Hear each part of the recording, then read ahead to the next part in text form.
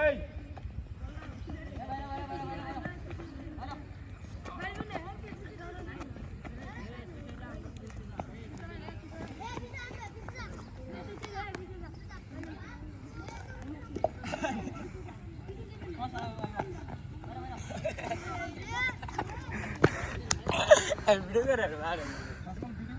হ্যাঁ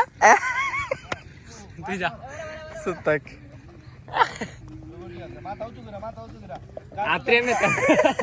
সবাই কোন পালাইতে বুঝি না দাঁড়িয়ে গেছে